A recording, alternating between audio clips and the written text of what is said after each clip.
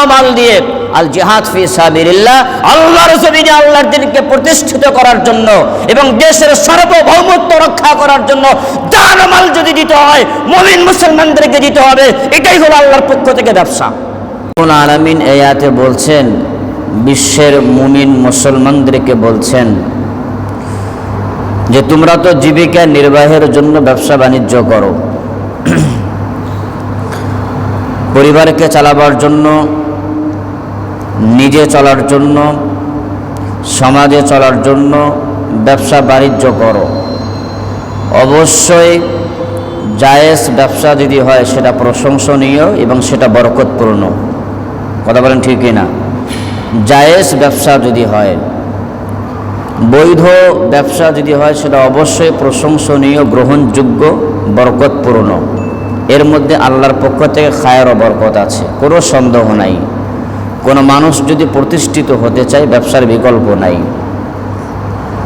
আল্লাহ রাব্বুল আলামিন বলেন, তোমরা জমিনে জীবিকা নির্বাহের জন্য ব্যবসা করো। আমি আল্লাহ কি তোমাদেরকে এমন একটা ব্যবসার কথা বলবো না যে ব্যবসাটা তোমরা যদি করো ইহকাল পরকাল উভয় কালেই তোমরা সাফল্যমণ্ডিত হবে? কার কথা? আরো জোরে বলেন না, কার কথা? আমরা ব্যবসা করি, তো আল্লাহ আমাদেরকে সাজেস্ট করছেন একটা ব্যবসার কথা, যে এমন ব্যবসার কথা কি আমি তোমাদেরকে বলবো না? তাকিদ দিয়ে বলা হচ্ছে যে আমি কি তোমাকে এই কথাটা বলবো না? আমরা যেরকম দুনিয়াবি হাইসিয়তে আমাদের কথাকে গুরুত্ব বোঝানোর জন্য আমরা বলি, আমি কি তোমাকে এই কথাটা বলবো না? তার মানে এটা গুরুত্ব বোঝাবার জন্য এইভাবেই আমরা কথাগুলো পেশ করে থাকি। তা আল্লাহ তাআলা ঠিক এই রকমভাবেই আমাদের দৃষ্টি আকর্ষণের জন্য বলছেন যে আমি কি তোমাদেরকে এমন ব্যবসার কথা বলবো না যেই ব্যবসাটা করলে ইহকাল পরকাল উভয়কারের শাস্তি থেকে এবং ক্ষতি থেকে তোমরা বাঁচতে পারবা, এমন ব্যবসার কথা কি আমি বলবো না? তাহলে এই ব্যবসার কথাটা বলেন তো কে বলছে? আরো যারা বলেন না, কে বলছে? আল্লাহ তাআলা আমাদেরকে ব্যবসা শেখাচ্ছেন। শেখাইতেছেন কে? আল্লাহ যদি ব্যবসা শিখান, বলুন তো সে ব্যবসার মধ্যে কি কোনো ক্ষতি আছে, লস আছে? কারণ যিনি আমাদের রিজিকের ব্যবস্থা যিনি করেন, তিনি যদি সেই ব্যবসার কথা বলেন, তো সেই ব্যবসা করতে তো আমাদের কোনো ক্ষতি নাই। ইনভেস্ট করলেই শুধু বেনিফিট, লাভ আর লাভ, প্রফিট আর প্রফিট। বলেন না সুবহানাল্লাহ। আল্লাহ রাব্বুল আলামিন সূরাতুস সাফে এই বিশ্বের মধ্যে যত মুমিন মুমিনা যারা আছে, মুসলিম মুসলিমা যারা আছে, যত মুসলমান নরনারী আছে, রব্বুল আলামিন সারা বিশ্বের সকল মুমিন মুমিনাদেরকে সম্বোধন করে বলছেন, ইয়া আইয়ুহাল্লাযীনা আমানু হাল আদুল্লুকুম আলা তিজারাহ। বলি আল্লাহু আকবার। আল্লাহ রাব্বুল আলামিন বলছেন, হে মুমিনগণ, হে বিশ্বাসীগণ, হাল আদুল্লুকুম, আমি কি তোমাদের বলবো না, আলা তিজারাহ, তিজারাহ শব্দের অর্থই হলো ব্যবসা, আমি কি তোমাদেরকে এমন ব্যবসার কথা বলবো না, তুনজিকুম মিন আযাবিন আলীম। আল্লাহ রাব্বুল আলামিন বললেন, যেই ব্যবসাটা করলে তুনজিকুম মিন আযাবিন আলীম, আল্লাহ রাব্বুল আলামিন বলেন তোমাদেরকে যন্ত্রণাদায়ক শাস্তি থেকে আমি আল্লাহ তোমাদেরকে বাঁচাবো। বলি সুবহানাল্লাহ। এটা বলতেছেন কে? আল্লাহ তাআলা বলতেছেন তোমাদের কেমন ব্যবসার কথা বলবো না, যে ব্যবসাটা করলে তোমরা ইহকাল পরকাল দুনিয়া আখিরাত উভয় জাহানেই সফলতা অর্জন করবা, কামিয়াবি অর্জন করবে, এমন ব্যবসার কথা কি তোমাদেরকে বলবো না? আচ্ছা বলেন তো, এইরকম আল্লাহ তাআলা যদি আমাদেরকে ঘোষণা করে ব্যবসা করার জন্য, তাহলে সেই ব্যবসা করা আমাদের দরকার আছে কি নাই? দুনিয়ার ব্যবসার মধ্যে বরং তো লাভ ক্ষতি আছে কি নাই? লাভ ক্ষতি আছে। আর যেই ব্যবসার জিম্মাদার স্বয়ং আল্লাহ হয়ে যায়, সেই ব্যবসা করতে আমাদের কোনো আপত্তি আছে? আরো জোরে বলি, আপত্তি আছে? তাইলে তিজারা শব্দের অর্থ হলো ব্যবসা, বিজনেস। আল্লাহ রাব্বুল আলামিন ব্যবসায়ীদের সম্পর্কে বলেছেন যারা ব্যবসা বাণিজ্য করে। দুনিয়ার জমিনে এমন কিছু ব্যবসায়ী আছে, এমন কিছু বিজনেসম্যান আছে যাদেরকে ব্যবসা বাণিজ্য আল্লাহর স্মরণ থেকে, আল্লাহর জিকির থেকে, নামাজ থেকে, যাকাত দেওয়া থেকে কখনোই তাদেরকে বিরত রাখে না। আল্লাহ রাব্বুল আলামিন সেই সমস্ত ব্যবসায়ীদের প্রশংসা করে বলেন, রিজালুল তুলহিহিম তিজারাতুন ওয়ালা বাইউন আন যিকরিল্লাহি ওয়া ইকামিস সালাতি ওয়া ইতাইজ যাকাত। আল্লাহ তাআলা বলেন, দুনিয়ার জমিনে আমার এমন কিছু বান্দা আছে, এমন কিছু বিজনেসম্যান বান্দা আছে, ব্যবসা বাণিজ্য করে, টাকার মধ্যে ডুবে থাকে, তারপরও তারা আল্লাহর স্মরণ থেকে, আল্লাহর জিকির থেকে, নামাজ থেকে, যাকাত থেকে তারা কখনোই বিরত থাকে না। তারা প্রত্যেকটা জিনিসকে তারা কামা হাক্কুহু যথাযথভাবে যারা বাস্তবায়ন করে পালন করে, আল্লাহ রাব্বুল আলামিন এই সমস্ত ব্যবসায়ীদের প্রশংসা করেন। এরা এমন ব্যবসায়ী যাদের জীবনে, যাদের ইহকাল এবং পরকাল উভয় কালেই তারা সফল কাম। তাহলে তিজারা, এমন কিছু ব্যবসায়ী আছে ইহকাল পরকাল তারা শুধু দুনিয়ার মধ্যে ব্যবসা করে না, এই ব্যবসার মাধ্যমে তারা আখিরাতেরও তারা ব্যবসা করে। বলি সুবহানাল্লাহ। সেই আল্লাহ তাআলা বলেন, আর আমি তোমাদেরকে এমন ব্যবসার সাজেশন করছি যে ব্যবসার মধ্যে কোনো লয় নাই, কোনো ক্ষতি নাই, কোনো রিস্ক নাই, কোনো ঝুঁকি নাই, শুধু লাভ আর লাভ, প্রফিট আর প্রফিট, শুধু লাভে আর লাভ, ক্ষতির কোনো সংখ্যা নাই। আল্লাহ তাআলা বলেন এমন ব্যবসার কথা তোমাদেরকে বলছি। আল্লাহ রাব্বুল আলামিন পরের আয়াতে বলেন, তুমিনুনা বিল্লাহি ওয়া রাসূলিহি ওয়া তুজাহিদুনা ফি সাবিলিল্লাহ। রব্বুল আলামিন বলেন তুমিনুনা বিল্লাহ। আচ্ছা বলেন তো, আল্লাহ তাআলা ব্যবসা করার সাজেস্ট কি কাফেরদেরকে করেছেন নাকি মুমিনদেরকে করেছেন? জোরে বলেন তো, কাদেরকে করেছেন? আরো জোরে বলেন না, কাদেরকে করেছেন?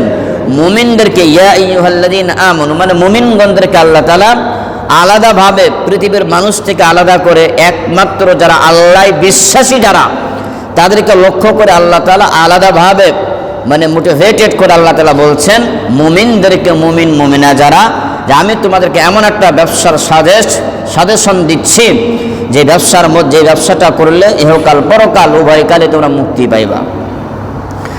তাইলে তুমিনুনা বিল্লাহি ওয়া রাসূলি, যারা আল্লাহকে বিশ্বাস করে, রাসূলকে বিশ্বাস করে, এমন মুমিনাদেরকে আল্লাহ তাআলা বলছেন সেই ব্যবসাটা করলে তুমজিকুম, আল্লাহ রাব্বুল আলামিন তোমাদেরকে বাঁচাবেন। এবং ওই ব্যবসার মধ্যে যারা ইনভলভমেন্ট যারা হবে, যারা শরীক থাকবে, আল্লাহ তাআলা বলেন এই ব্যবসাটা করার কারণে তারা মুক্তি পাবে। আল্লাহ তাআলা বলেন সেই ব্যবসাটা হলো وَتُجَاهِدُونَ فِي سَبِيلِ اللَّهِ بِأَمْوَالِكُمْ وَأَنفُسِكُمْ। আল্লাহ রাব্বুল আলামিন বলেন সেই ব্যবসাটার নাম হলো আল জিহাদ ফি সাবিলিল্লাহ। ওই মুমিনা যারা আছে তারা যে ব্যবসাটার কথা আল্লাহ তাআলা বললেন, ওই ব্যবসাটা হলো আল জিহাদ ফি সাবিলিল্লাহ। ওই জিহাদটা, ওই ব্যবসাটার নামই হলো আল্লাহর রাস্তায় যুদ্ধ করা। ব্যবসাটার নাম কি? আল্লাহর রাস্তায় সংগ্রাম করা, আল্লাহর রাস্তায় যুদ্ধ করাই হলো এই বিজনেসের নাম। তাহলে আল্লাহ তাআলা যে ব্যবসার কথা আমাদেরকে সাজেশন দিচ্ছেন, আমাদেরকে উদ্বুদ্ধ করছেন এবং আমাদের দৃষ্টি আকর্ষণ করছেন, সেই ব্যবসার নাম হলো কাপড়ের ব্যবসা, এরপর হলো আমাদের ইলেকট্রনিক্স ব্যবসা না, সে ব্যবসার নাম হলো আল জিহাদ ফি সাবিলিল্লাহ। আল্লাহর রাস্তায় সংগ্রাম করা, বাতিলের বিরুদ্ধে প্রতিবাদ করা, অন্যায়ের বিরুদ্ধে প্রতিবাদ করা, এটাই হলো আল্লাহর ব্যবসার নাম। কার ব্যবসা বলেন তো? এই ব্যবসার কথা কে সাজেশন করেছেন? আরো জোরে বলেন না, কে সাজেশন করেছেন? আল্লাহ এই ব্যবসার কথা সাজেশন করেছেন। এই ব্যবসার নাম কি সেটাও আল্লাহ তাআলা বলে দিয়েছেন, আল জিহাদ ফি সাবিলিল্লাহ। আল্লাহর রাস্তায় সংগ্রাম করা, অন্যায়ের বিরুদ্ধে লড়াই করা, বাতিলের বিরুদ্ধে সংগ্রাম করাই হলো এই ব্যবসার নাম। এই ব্যবসার নামে হলো আল জিহাদ ফি সাবিলিল্লাহ। এই ব্যবসার পণ্য কি হবে? পণ্য লাগবে না এই ব্যবসার? পণ্য কি হবে তাও আল্লাহ তাআলা বলে দিয়েছেন। নিজের মতো করে পণ্য বসালে হবে না। কথা বুঝতে পারছেন? আপনি নিজের মতো করে পণ্য বসাবেন, নিজের মতো করে আপনি মাল সংগ্রহ করবেন না, সে পণ্যের কথাও আল্লাহ তাআলা বলে দিয়েছেন। বলবো কি সে পণ্যের কথা? আল্লাহ রাব্বুল আলামিন বলেন, তুজাহিদুনা ফি সাবিলিল্লাহি বিআমওয়ালিকুম ওয়া আনফুসিকুম। আল্লাহ রাব্বুল আলামিন বলেন সে পণ্যের নাম হলো, এক নম্বর পণ্যগুলো তোমাদেরকে আল্লাহর রাস্তায় সংগ্রাম করতে হবে। এক নম্বর পণ্য হলো যে ব্যবসার কথা আল্লাহ তাআলা বলেন, সে ব্যবসার এক নম্বর পণ্য হলো, এক নম্বর পণ্য যেটা তোমাদেরকে দিতে হবে, সে পণ্যের নামই হলো তোমাদের মাল তথা তোমাদের ধন সম্পদ। এরপরে সেই সংগ্রাম করতে গিয়ে আল জিহাদ ফি সাবিলিল্লাহর রাস্তায় গিয়ে যদি আমাদেরকে ধন সম্পদ যদি দিতে হয়, ধন সম্পদ দিতে হবে এক নম্বর পণ্য। ধন সম্পদে যদি কাজ না করে, এরপরে দ্বিতীয় পণ্যের কথা যে আল্লাহ রাব্বুল আলামিন বললেন ওয়া আনফুসিকুম, আল্লাহ তাআলা বললেন যেখানে অর্থ কাজ করবে না, সম্পদ কাজ করবে না, আল্লাহ দ্বিতীয় পণ্যের নাম বললেন তোমাদের জীবন দিয়ে আল্লাহর রাস্তায় সংগ্রাম করতে হবে। তোমাদের জীবনও যদি দিতে হয়, সত্যের পক্ষে লড়াইয়ের জন্য তোমাদেরকে জীবনটা উৎসর্গ করতে হবে। বলেন না সুবহানাল্লাহ। তার মানে এই যে আল জিহাদ ফি সাবিলিল্লাহ, এই তিজারা শব্দের অর্থ কি বলেন তো? ব্যবসা। তিজারা শব্দের অর্থ কি বলেন তো? ব্যবসা। আরে এই ব্যবসার নামটা কি বলেন তো? আরো জোরে বলেন না, ব্যবসার নাম কি? আল জিহাদ ফি সাবিলিল্লাহ। ব্যবসার নাম হলো আল জিহাদ ফি সাবিলিল্লাহ, এটা হলো ব্যবসার নাম। আর এই ব্যবসাটার নামটা কে দিয়েছেন? নাকি আমরা দিয়েছি? ব্যবসার নাম দিয়েছেন আল্লাহ। পণ্যও কে দিয়েছেন? পণ্য কে দিয়েছেন? সে পণ্য দুটো কি কি? কথা বলেন না, পণ্য দুটো কি কি? এক নম্বর মাল ধন সম্পদ, আর দুই নম্বর পণ্য হলো আমাদের জীবন। তার মানে এক কথায় জান ও মাল। এক কথায় কি? জান ও মাল। এই যে আল জিহাদ ফি সাবিলিল্লাহ, এই ব্যবসার দুটা পণ্য হলো জান ও মাল। জান ও মাল দিয়ে আল জিহাদ ফি সাবিলিল্লাহ, আল্লাহর জমিনে আল্লাহর দ্বীনকে প্রতিষ্ঠিত করার জন্য এবং দেশের সার্বভৌমত্ব রক্ষা করার জন্য জান ও মাল যদি দিতে হয়, মুমিন মুসলমানদেরকে দিতে হবে। এটাই হলো আল্লাহর পক্ষ থেকে ব্যবসা। জান ও মাল দিয়ে আল জিহাদ ফি সাবিলিল্লাহ, আল্লাহর জমিনে আল্লাহর দ্বীনকে প্রতিষ্ঠিত করার জন্য এবং দেশের সার্বভৌমত্ব রক্ষা করার জন্য জান ও মাল যদি দিতে হয়, মুমিন মুসলমানদেরকে দিতে হবে। এটাই হলো আল্লাহর পক্ষ থেকে ব্যবসা। জান ও মাল দিয়ে আল জিহাদ ফি সাবিলিল্লাহ, আল্লাহর জমিনে আল্লাহর দ্বীনকে প্রতিষ্ঠিত করার জন্য এবং দেশের সার্বভৌমত্ব রক্ষা করার জন্য জান ও মাল যদি দিতে হয়, মুমিন মুসলমানদেরকে দিতে হবে। এটাই হলো আল্লাহর পক্ষ থেকে ব্যবসা। জান ও মাল দিয়ে আল জিহাদ ফি সাবিলিল্লাহ, আল্লাহর জমিনে আল্লাহর দ্বীনকে প্রতিষ্ঠিত করার জন্য এবং দেশের সার্বভৌমত্ব রক্ষা করার জন্য জান ও মাল যদি দিতে হয়, মুমিন মুসলমানদেরকে দিতে হবে। এটাই হলো আল্লাহর পক্ষ থেকে ব্যবসা। রাজি আছে তো ইনশাআল্লাহ? আমরা তো শুধু বিপদে পড়লে সলাতুল হাজত নামাজ পড়ে কিভাবে সমাধান করা যায়, কিন্তু যেমন কুকুর তেমন মুগুর যদি না করা হয়, তাহলে জিহাদ, এই জিহাদের কথা যে আল্লাহ তাআলা বলে দিয়েছেন, যে সমাধান, যে সলিউশন আল্লাহ যেইভাবে দিয়েছেন সেইভাবে সেটা সমাধান যদি না করি, আজীবন যায় নামাজে থাকবো, আজীবন তসবিহ পড়বো, সেই জিনিসের সমস্যা কোনোদিন সমাধান হবে না। কথা বলেন ঠিক না বে ঠিক? আর আমার শরীরে পশম ধরেছে, মলম লাগালে হবে। এখন ডাক্তার ঘোষণা করেছে আলট্রাসোনোগ্রাম যত টেস্ট আছে সমস্ত টেস্ট করে বলছে আপনার অস্ত্রোপচার করতে হবে। যতই আপনি প্যারাসিটামল খান, যতই আপনি যত ধরনের ঔষধ খান, ডাক্তার বলেছে প্যারালাইজড হয়েছে। আপনার এই অঙ্গ যদি না কাটা হয়, যতই আপনি ট্রিটমেন্ট করেন, ঔষধ খান, আপনার এই প্যারালাইজড রোগ আস্তে আস্তে আপনার পুরো শরীরে সয়লাভ করবে। যদি আপনি নিজেকে বাঁচাতে চান, অন্য অঙ্গ প্রত্যঙ্গগুলোকে যদি বাঁচাতে চান, তাহলে আপনাকে আপনার সেই অঙ্গকে কর্তন করতে হবে। আচ্ছা, এই ক্ষেত্রে আমরা কি ডাক্তারকে ডাকাত বলি, সন্ত্রাস বলি? এই জন্য আমাদেরকে সজাগ থাকতে হবে। আমাদের বাংলাদেশ বর্তমান সার্বভৌমত্ব হুমকির মুখে পড়ে আছে। ৭১-এ যেরকম মুসলমান রক্ত দিয়েছে দেশের জন্য, ৫২-র ভাষা আন্দোলনে যেরকম মুসলমান রক্ত দিয়েছে আমার দেশের সার্বভৌমত্ব ধরে রাখার জন্য, আবারও যদি আমাদেরকে রক্ত দিতে হয়, মুসলমানদেরকে বলতে চাই রক্ত দেওয়ার জন্য প্রস্তুত আছি তো ইনশাআল্লাহ। আমার জানা মতে আল্লাহর কসম করে বলি, আমার এই বয়স পর্যন্ত, আমি আজ পর্যন্ত পাকিস্তান বাংলাদেশের সাথে দুশ্মনী করেছে এরকম নজির আমি স্বচক্ষে দেখি নাই। আল্লাহ বলছেন ইন্না, নিশ্চয়ই, অবভিয়াসলি, সার্টেনলি আমি ক্রয় করেছি। ইন্নাল্লাহ ইশতারা, আল্লাহ ক্রয় করে নিয়েছেন মিনাল মুমিনিন, মুমিনদের থেকে, বিশ্বাসীদের থেকে আল্লাহ তাআলা ক্রয় করে নিয়েছেন কে? আনফুসাহুম ওয়া আমওয়ালাহুম, তাদের জান ও মাল। আমওয়াল, মাল শব্দের বহুবচন আমওয়াল। মাল শব্দের বহুবচন কি বলুন তো? মাল শব্দের বহুবচন আমওয়াল। আল্লাহ রাব্বুল আলামিন তাদের ধন সম্পদ আল্লাহ তাআলা নিয়েছেন। ওয়া আনফুসাহুম, নফস এর বহুবচন আনফুস, মানে নফস, জীবন, জীবনাত্মা আল্লাহ তাআলা আমাদের কাছ থেকে নিয়েছেন। বিনিময়ে বিআন্না লাহুমুল জান্নাহ, বিনিময়ে মুমিন মুসলমানদেরকে আল্লাহ তাআলা তাদের কাছে জান্নাতকে বিক্রি করে দিয়েছেন। জান্নাত যদি আমরা পেতে চাই, আমাদেরকে জান ও মাল দুটোই সমানভাবে দিতে হবে। কথা বুঝতে পারছেন? আল্লাহ জান্নাতকে বিক্রয় করে দিয়েছেন আমাদের কাছে জান ও মালের বিনিময়ে। বুঝতে পারছেন?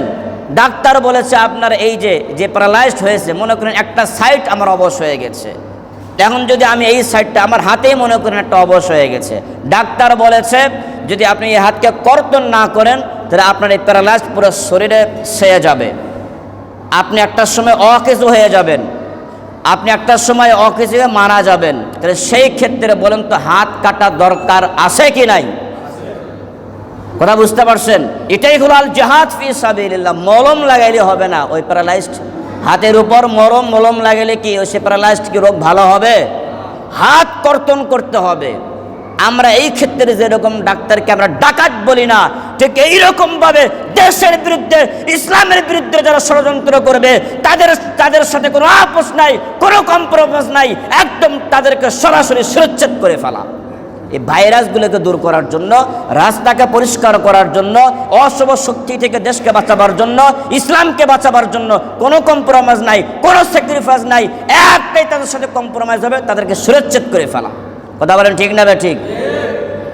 তাহলে এই অন্যায়ের বিরুদ্ধে লড়াই করা এবং দেশের পক্ষ হয়ে মাতৃভূমির পক্ষে লড়াই করা, দেশের জন্য, ইসলামের জন্য লড়াই করা, এই সাজেশনটা, এই ইনস্ট্রাকশনটা যিনি দিয়েছেন বলেন তো তিনি কে? আল্লাহ রাব্বুল আলামিন বলেন শোনো, এটা এমন একটা ব্যবসা যেই ব্যবসার সাজেশন আমি আল্লাহ তাআলা দিয়েছি। আল্লাহ রাব্বুল আলামিন বললেন সূরাতুত তাওবা, ইন্নাল্লাহা ইশতারা মিনাল মুমিনিনা আনফুসাহুম ওয়া আমওয়ালাহুম বিআন্না লাহুমুল জান্নাহ। আল্লাহ রাব্বুল আলামিন বলেন আমি মুমিনদের পক্ষ থেকে জান ও মালের বিনিময়ে আমি একটা জিনিস তাদের কাছে বিক্রয় করে দিয়েছি।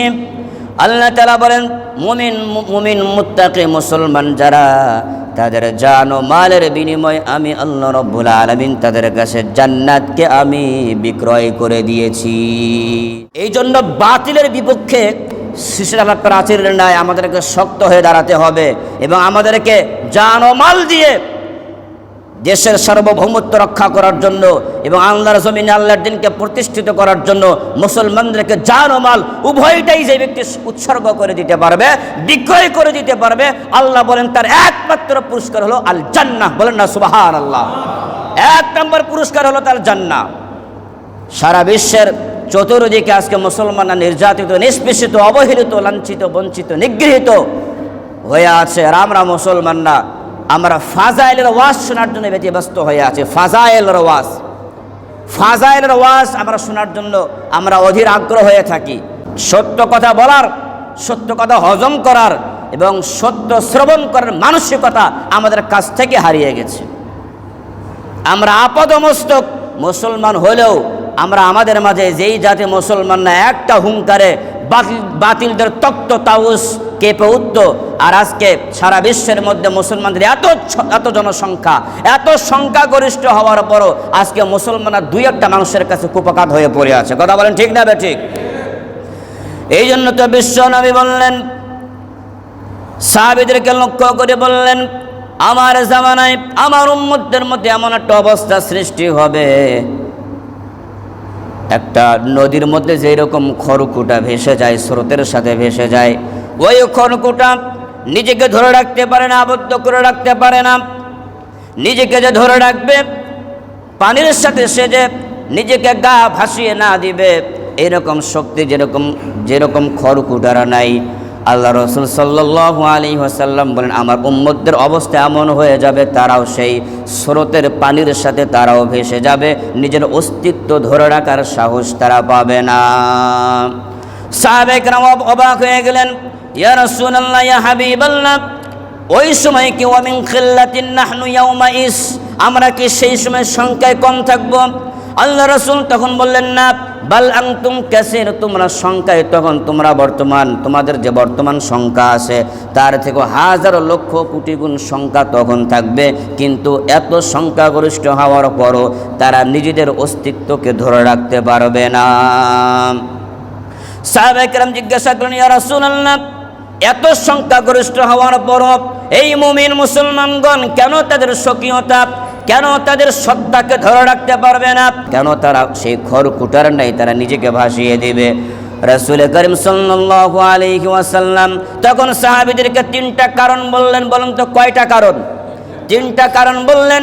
এই তিনটা কারণে তারা সংখ্যাগরিষ্ঠ হওয়ার পরও তারা সেই খড়কুটার নাই স্রোতের সাথে তারা ভেসে যাবে, নিজের অস্তিত্বকে ধরে রাখতে পারবে না। এক নম্বর কারণ হলো হুব্বুদ দুনিয়া, এটা হলো দুনিয়ার মোহাব্বত। দুনিয়ার মোহাব্বত এই মুসলমান ছাড়তে পারবে না। এরা মনে করবে যে আমরা এই দুনিয়াতে পার্মানেন্টলি থাকার জন্য এসেছি। এই দুনিয়ার মোহাব্বত, ভোগ বিলাসিতা এরা ছাড়তে পারবে না। চিন্তা করবে, দূর, আমার তো কিছু হয় নাই, আমি তো ভালোই আছি, আমার ব্যবসা বাণিজ্য ভালো চলছে, আমার পরিবার ভালো আছে, হ্যাঁ, আমি কেন এদেরকে ছেড়ে অন্যের বিরুদ্ধে আমি লড়াই করতে যাব? এই যে একটা দুনিয়ার মহব্বত, আমার স্ত্রী বিধবা হবে, আমার সন্তান তারা ইতিম হয়ে যাবে, আমার মা তার সে সন্তান হারা হয়ে যাবে, আমার বোন সে ভাই সারা হয়ে যাবে। না, এই দুনিয়ার মহব্বতের কারণে তারা তাদের চোখের সামনে স্পষ্ট তারা অন্যায় হতে দেখবে, তারা এরকম জুলুম হতে দেখবে, এর উপরও নিজের স্বার্থের জন্য, সন্তানের স্বার্থের জন্য, পরিবারের স্বার্থের জন্য, দুনিয়ার স্বার্থের জন্য বাতিলদের সাথে তারা কখনোই মোকাবেলা করবে না। দুনিয়ার মোহাব্বত, এটা হলো অ্যাট্রাকশন, এটা মোহ, এটা ভালোবাসা কাজ করবে দুনিয়ার ভালোবাসা এরা ছাড়তে চাইবে না। এক নম্বর কারণ হুব্বুদ দুনিয়া, দুনিয়ার ভালোবাসা। আর দুই নম্বর কারণ আল্লাহ রাসূল বললেন, দুই নম্বর কারণ হলো ওয়া কারাহিয়াতুল মাউত। আর এই মুমিনগণ একটা চিরন্তন বাস্তব জিনিসকে তারা ঘৃণা করবে, তারা সহজেই মেনে নিতে চাইবে না। আর সেটার নামেই হলো মৃত্যুকে তারা অস্বীকার করবে, মৃত্যুকে তারা ঘৃণা করবে। মৃত্যু আসুক এটা কোনো মুমিনাই চাইবে না, কখনোই মুমিনগণ চাইবে না যে আমার মরণ হোক। অথচ একজন মুসলমান তখনই মৃত্যুর সাথে আলিঙ্গন করতে পারে যেই ব্যক্তি চিন্তা করবে, আরে আল্লাহ তো আমাকে জীবন দিয়েছে একটা, আল্লাহ তাআলা তো আমার জান ও মালের বিনিময়ে জান্নাতকে আমার কাছে বিক্রয় করে দিয়েছে, সুতরাং মৃত্যু তো আমার জন্য জান্নাতে যাওয়ার একটা বাধা, সুতরাং আমার মৃত্যুর সাথে আলিঙ্গন করতে আমার সমস্যা কোথায়? এটাই তারা করতে পারবে না। মৃত্যুর প্রতি অবজ্ঞা চলে আসবে, মৃত্যুর সাথে তারা আলিঙ্গন করতে চাইবে না। এটা তো কাপুরুষ যারা, অমুসলিম যারা দুনিয়া নিয়ে যারা ব্যস্ত, এটা তাদের স্বভাব, এটা তাদের বৈশিষ্ট্য।